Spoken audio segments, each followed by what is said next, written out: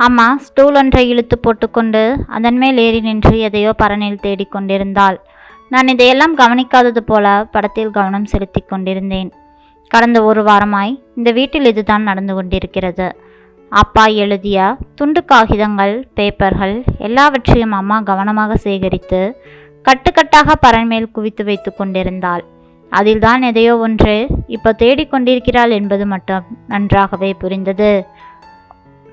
இப்படித்தான் புதையல் காக்கும் பூதம் போல அவ்வப்போது ஸ்டூல் வைத்து ஏறி நின்று எதையாவது கிண்டி எடுப்பதும் அதை படித்துவிட்டு மீண்டும் பத்திரப்படுத்தி கவனமாக வைப்பதும் இப்போது அம்மாவின் தினசரி வேலையாய் போய்விட்டது. அப்பா எப்போதும் போல சிரித்து கொண்டே இருந்தார். எங்களை விட்டு பிரிந்து 2 மாதங்கள் விரைவாக ஓடிவிட்டாலும் சுவரில் தொங்கிய அப்பாவின் புகைப்படம் அப்பா இப்போதும் கண்முன்னால் இருப்பது போன்றதொரு பிரமையை எங்களுக்குள் ஏற்படுத்தி வைத்திருந்தது. திடீரென ஒரு நாள் நெஞ்சு வலிப்பதாக சொன்னவரை அவசரமாக வைத்தியசாலைக்கு கொண்டு சென்ற பொழுது பாதி வழியிலேயே எங்களை தவிக்க விட்டு போய்விட்டார். சொந்த பந்தம் என சொல்லி கொண்டு வந்தவர்கள் எல்லாம் தாமரை இலையில் தெளித்து விழுந்த நீர்த்துளி போலவே ஒவ்வொருவராக விடைபெற்று சென்றுவிட இறுதியில் நானும் அம்மாவும் மட்டும்தான் வீட்டில் எஞ்சி நின்றோம். அப்பா இருந்தவரை நினைத்தும் பார்க்காத தனிமையும் எதிர்காலம் பற்றிய பயமும் எங்களை திடீரென இருவரையும் பிடித்து கொண்டது. நாளைய பொழுது என்ன என்ற கேள்வி எங்களுக்குள் முன் விருட்சமாய் பறந்து நின்றதில் வியப்பெதுமே இல்லை. எங்களுக்கென்று எதுவும் சேர்த்து வைக்காமல் நிம்மதியாய் போய்க் கொண்டிருந்த பாரதி அம்மா என்னை கட்டிப்பிடித்து கதறிய போது ஆங்களையே நம்பியிருக்கும் எங்கள் சமுதாய பிரமிப்பை நினைக்க நினைக்க எனக்குள்ளும் அந்த பயம் சட்டென பிடித்து கொண்டது. பெண்ணாய் பிறந்துவிட்டால் எப்பொழுதும் பாரம் தானோ என்ற அந்த கணத்தில் என்ன தோன்றியது. பாரதியின் எழுத்துக்களால் கவரப்பட்ட அப்பா நான் பிறந்தபோது அந்த பெயரையே எனக்கு சூட்டி பாரதி என அழைத்து சந்தோஷமாய் மகிழ்ந்தார். ஆசை தீர அடிக்கொரு தடவை அழைத்து திருப்திப்பட்டு கொண்டிருந்தார். அம்மாவின் நிஜ பெயர் கண்ணம்மா. அம்மா +2 படித்து கொண்டிருந்த போது அவர்களின் பாடசாலையில் நடந்த பாரதி விழா ஒன்றுக்கு இளம் ஆசிரியாக இருந்த அப்பாவையும் சிறப்பு சொற்பொழிவாற்ற அழைத்திருந்தார்களாம். அங்கே அப்பாவின் பேச்சு வன்மையை கண்டு அம்மா வியந்திருக்கிறாள். அது மட்டுமல்ல, அப்பாவுக்கு கணீர் என்ற பேச்சு வன்மையை கண்ட அம்மா வியந்திருக்கிறாள். அது மட்டுமல்ல, அப்பாவுக்கு கணீர் என்ற நல்ல குரல் வளமும் இருந்தது. அந்த சொற்பொழிவிடையே பாரதியின் பாடசாலை சபையோர் மயங்கும் வண்ணம் மிக அழகாக பாடி அதற்கு விலாவரியாக விளக்கமும் கொடுத்து இருக்கிறார். சபையோர் மயங்கினார்களோ இல்லையோ, அந்த பாடலை சபையிலே கேட்டுக்கொண்டிருந்த அம்மா தன்னையே கண்ணம்மாவாக நினைத்து ஒரே அடியாய் மெய்மறந்து உருகி போய்விட்டாள். அப்பா மீது அவளுக்கு ஒரு வகை ஈர்ப்பு ஏற்பட்டிருந்ததால் அப்புறம் அடிக்கடி அவர்களின் சந்திப்பும் நிகழ்ந்தது. அவளே விரும்பி பெரியவர்களின் சம்மதத்தோடு அப்பாவை திருமணமும் செய்து கொண்டாள்.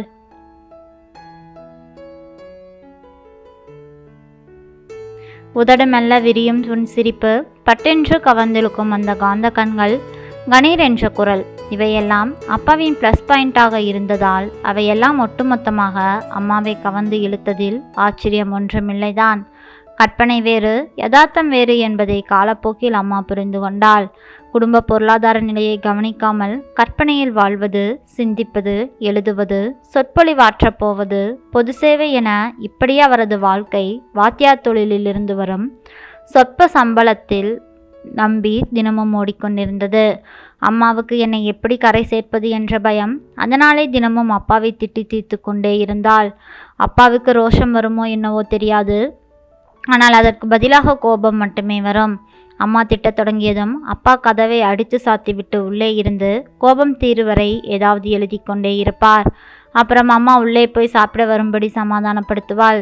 திட்டுவதும் அப்புறம் சமாதானப்படுத்துவதும் தினமும் நடந்து வரும் விஷயங்களாகும். எங்கள் வீட்டிலே அது ஒரு சாதாரண நிகழ்ச்சியாகவே நாளடைவில் மாறிப்போய்விட்டது. அம்மாவின் ஊடலும் அதைத் தொடர்ந்து அப்பா அம்மாவை சமாதானப்படுத்துவதும் தொடர்ந்த விஷயங்கள். அம்மாவின் பலவீனம் என்ன என்பதை அப்பா நன்கு அறிந்து வைத்திருந்தார். வாழைக்குமரியடி கண்ணம்மா, மருவ காதல் கொண்டேன். சமையல் செய்து கொண்டிருக்கும் அம்மாவின் முதுகு பக்கம் சென்று அவளது தோள்பட்டையில் நாடி புதித்து காதுக்குள் மெதுவாக அப்பா கிசுகிசுக்கவே தேன் குடித்த வண்டு போல அம்மா சமையலையும் மறந்து அப்படியே உறைந்து போய் அப்பாவிடம் சரணடைந்து விடுவாள். இப்படி பல தடவைகள் அப்பாவின் பாடலை கேட்டு மெய் மறந்து அவள் உறைந்து போய் நின்றதை நான் என் கண்கூடாக பார்த்து வியந்திருக்கிறேன். அப்பாவைப் போல அம்மாவிற்கு தனது அன்பை வெளிப்படையாக காட்டத் தெரியாதோ என்றும் சில சமயங்களில் நான் நினைப்பதுண்டு. ஆனால் இறுதியில் தனிந்து பணிந்து போவது எப்பொழுதும் அம்மாவாகத்தான் இருக்கும். ஏனம்மா, எப்போ பார்த்தாலும் அப்பாவை திட்டிக் கொண்டே இருக்கிறாய்? அதுக்கு என்னோட சுபாவமடி. உன்னையம்தான் தினமும் திட்டுறேன். அதற்காக உன் மேலே எனக்கு கோபம் இருக்குமா என்ன? அப்பா மேல் அம்மாவுக்கு மதிப்பும் மரியாதையும் பாசமும் இருந்தது மட்டுமல்ல, அவர் மீது ஒருவித மயக்கமும் இருந்தது. அப்பா என்ன சொன்னாலும் அவர்தான் தனது உலகம் என்று தலையாட்டும் பொம்மை போல சரியோ பிழையோ அவர் சொல்லை தட்டாது நடந்து கொள்ளுவாள். அப்பாவின் கண்ணம்மா என்றுதான் அம்மாவை நான் எப்பொழுதுமே அழைப்பேன். அப்பாவுக்கு ஏதாவது நடந்தால் அதை அம்மாவால் தாங்கிக் கொள்ள முடியுமா என்று கூட நான் சில சமயங்களில் நினைத்து பார்த்திருக்கிறேன். எதிர்பாராத விதமாக நடக்கக்கூடாத சோக சம்பவம் அன்று நடந்துவிட்டது. பற்றி படர்ந்த மரமே பட்டுப்போனால் பாவம் வந்த கொடி என்ன செய்யும்? முதல் ஒரு வாரம் அப்பாவின் படத்துக்கு முன்னால் சுவரோடு சாய்ந்து உட்கார்ந்து கொண்டு துக்கம் தாழ முடியாமல் அம்மா அழுது புலம்பிக் கொண்டிருந்தாள். அப்புறம் தன்னைத்தானே கட்டுப்படுத்தி கொண்டாள். பிரிவு என்பது உடலுக்கு மட்டும் தானே, ஆத்மாவுக்கு அல்ல என்று ஆத்மீக தத்துவத்தை அப்பாவிடமிருந்து அம்மா கற்றுக்கொண்டிருக்கலாமோ என்னவோ. ஏனோ தெரியாது, அதன் பிறகு அம்மா மனதுக்குள் அழுதாளோ அல்லது இரவு நேரங்களில் எனக்கு தெரியாமல் அழுது கொண்டிருக்கிறாளோ, தலையணைகளை நனைத்தாளோ என்றெல்லாம் தெரியவில்லை. ஆனால் பெரியதாக கத்தி குமரி அளவும் இல்லை, எனக்கு முன்னால் தன் சோகத்தை காட்டிக்கொள்ளவும் இல்லை. குட்டி போட்ட பூனை போல அம்மா என்னை சுற்றி சுற்றி வரும்பொழுது எதையோ மனதுக்குள் வைத்து குமைந்து கொண்டு வெளியே சொல்ல முடியாமல் சங்கடப்படுத்துவதும் பிறகு என்னிடம் சொல்ல துடிப்பதும் எனக்கு நன்றாகவே புரிந்தது. அவளே சொல்லட்டும் என காத்திருந்து பொறுக்க முடியாமல் போகவே அம்மாவிடமே கேட்டேன். என்னுடைய மனதுக்குள்ளே அந்த குற்ற உணர்வு குறைஞ்சு கொண்டே இருக்குதடி பாரதி, நான் என்ன செய்வேன்?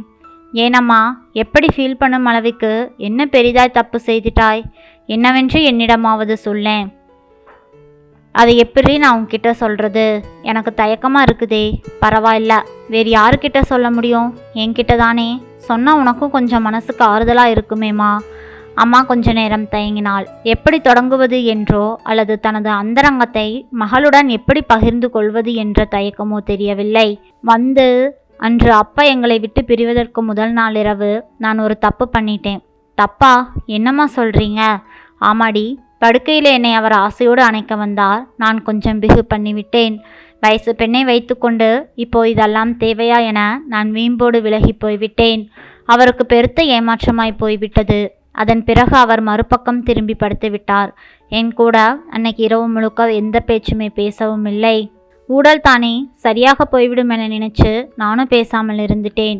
இப்படி ஆகும் என்று எனக்கு தெரியுமாடி? அதை நினச்சா எனக்கு இப்போ ஒரே குற்ற உணர்வாய் இருக்கு. அவருடைய கடைசி ஆசையை கூட நிறைவேற்ற முடியாத பாவியாக நான் போய்விட்டேன் அடி. நான் என்ன செய்வேன்? ஒரு தோழியிடம் தன் குறையை சொல்வது போல என்னிடம் சொல்லி விம்மா அழுது தொடங்கிவிட்டாள் அம்மா. என்னம்மா, வேண்டுமென்றா நீ இப்படி செய்தாய்? யார் எதிர்பார்த்தா இப்படியெல்லாம் நடக்கும் என்று? ஏதோ தற்செயலாக நடந்தது தானே. விடு, நாளடைவில் எல்லாம் சரியாகி போய்விடும். உன் மேலே தப்பில்லையேம்மா. இல்லடி, நான் பாவியடி. அவர் என்கிட்ட தானே கேட்டார். புருஷன் என்ற உரிமையோடு தானே என்னிடம் கேட்டார். தலையில் அடித்துக்கொண்டே ஒரு குழந்தை போல அழத் தொடங்கிவிட்டார். என் தோளில் முகம் புதைத்து தேம்பி தேம்பி அழ ஆரம்பித்து விட்டாள். இப்படியெல்லாம் நடக்கும் என்று நீ நினைச்சியா அம்மா? நம்ம விதி, அவ்வளவுதான். வேறு என்ன செய்ய முடியும்? அம்மாவை அணைத்து கொண்டு சமாதானம் சொன்னேன். அவருடைய படத்தை பார்க்கும்போதெல்லாம் அவர் என்னுடைய காதுகளில் கேட்டது தானே. எனக்கு குற்றம் சாட்டுவது போல எனக்குள்ளே பிரம்மையாய் இருக்குதடி பாரதி. அவரை கைப்பிடிக்கும்போது அக்னி சாட்சியாய் இன்பத்திலும் துன்பத்திலும் அவருக்கு துணையாய் இருப்பேன் என்றுதானே கைப்பிடித்தேன். நான் ஒரு பைத்தியம், நிவர்த்தி செய்ய முடியாத தப்பு பண்ணிட்டேனே என என்னுடைய மனசாட்சி எப்பொழுதும் என்னை குத்தி காட்டி கொண்டே இருக்குதே. நான் என்ன செய்ய? விசும்பல் விம்மலாக மாற அம்மா கத்தி அழத் தொடங்கிவிட்டாள். அழட்டும், நெஞ்சில் உள்ள பாரத்தை கொட்டி தீர்க்கும் வரை நன்றாக அழட்டும் என்று அவரை அளவிட்டு விட்டேன். சிறிது நேரம் அம்மாவின் தலையை மெல்ல வருடி விட்டபடியே காத்திருந்தேன். முடிந்தவரை அம்மாவுக்கு ஆறுதல் சொல்லி சமாதானப்படுத்தினேன். ஒரு மன நோயாளி போல பெற்ற மகளிடமே தன் அந்தரங்கத்தை சொல்லி அழுது தீர்க்கும் அளவுக்கு அம்மாவின் நிலை தாழ்ந்து விட்டதே என்பதை நினைத்தபோது என்னையும் மீறி என் கண்கள் பனித்துளித்து விட்டன. குடும்ப பொருளாதார நிலையை உத்தேசித்து நான் படிப்பை நிறுத்திவிட்டு வேலைக்கு போக தீர்மானித்தேன். அம்மாவிடம் எனது முடிவை சொன்னபோது அம்மா அதை முற்றிலுமாக மறுத்து போய்விட்டாள். வேலைக்கு போனால் என்ன? வேண்டாம். ஏன் தடுக்கிறீங்க? வேலைக்கு அப்புறமா போகலாம், அதற்கு முன் படிப்பை முடிக்கணும். அப்பாவோட விருப்பமும் அதுதானே. அப்பாவின் விருப்பமா? அவர் உங்ககிட்ட சொன்னாராமா? இல்லை, அவர் எழுதியே வச்சிருக்கார். எழுதியிருக்காரா? எங்க? இந்தா, இதை பிடிச்சு பாரு. அம்மா கொடுத்த கட்டு பேப்பரை படித்து பார்த்தேன். அது பரணிலிருந்து எடுத்த அப்பா எழுதிய சிறுகதை ஒன்று. அதிலே வரும் கதாநாயகி நிறைய படித்தவளாகவும் கிணற்று தவளை போல இருக்காமல் வெளியுலக அனுபவங்களை கற்றுக்கொள்ள நிறைய பெற்றவளாகவும் இருந்தாள். பாரதியின் புதுமை பெண்ணை போல பெண்கள் இருக்க வேண்டும் என்பதை அப்பா அதிலே வலியுறுத்தியிருந்தார். அதனால்தான் அம்மா என்னை தற்சமயம் வேலைக்கு போக வேண்டாம் என்றும் தொடர்ந்து படிக்க சொல்லியும் என்னை வற்புறுத்துகிறாள் என்பதையும் புரிந்து கொண்டேன். அப்பாவின் எழுத்துக்களை தாரக மந்திரமாக ஏற்று அதையே அம்மா பின்பற்றுகிறாள் என்பதை இன்னும் ஒரு சந்தர்ப்பத்திலும் உணர முடிந்தது. திடீரென ஒரு நாள் அம்மா நெற்றியிலே பொட்டு வைத்து வண்ண புடவையெல்லாம் கட்டி புதிய பெண்ணாக வெளியே வரவும் அதை பார்த்து சந்தோஷப்பட்டேன். அம்மாவுக்கு என்ன நடந்தது என்று தெரியாமல் நான் மலைத்து போய்விட்டேன். மனைவி இறந்தால் கணவன் எதையும் துறப்பதில்லை. கணவன் இறந்தால் மட்டும் ஏன் மனைவி பூவும் பொட்டும் துறக்கணும்? ஏன் இந்த பாரபட்சம்? வேண்டாம் இந்த அநீதி என்று அப்பா எழுதியிருந்தார். அப்பாவிடம் இவ்வளவு திறமையும் கெட்டித்தனமும் இருந்ததா என்பதை நினைத்து பார்க்க எனக்கே புல்லரித்து போய்விட்டது. நடமாடும் பல்கலைக்கழகம் என்று அவர்களது நண்பர்கள் மேடையில் அடிக்கடி அவரை பாராட்டுகையில் நான் அப்பொழுதெல்லாம் யோசித்திருக்கிறேன். புதுவாழ்வு என்ற போர்வைக்குள் அவளுடைய கனவுகள் சந்தோஷங்கள் எல்லாம் கலைந்து நிர்மூலமாக கூடாது.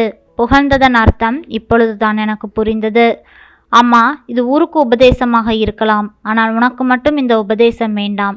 ஏனென்றால் அப்பாதான் உலகம் என்று ஒரு குழந்தை மனதோடு இதுவரை நீ வாழ்ந்து விட்டாய். இன்றும் அப்பாவின் அந்த பசுமையான இனிய நினைவுகளோடு தான் நீ வாழ்ந்து கொண்டிருக்கிறாய். உன்னை வேறு யாராலும் என்னால் நினைத்து கூட பார்க்க முடியாது. அதனாலே அப்பாவின் கண்ணம்மாவாகவே நீ என்றென்றும் இருந்துவிடு. அம்மாவை பற்றி நான் எடுத்த முடிவு சுயநலமானதா சரியானதா என்ற கவலை அவ்வப்போது என்னை வாட்டிக்கொண்டே இருக்கிறது.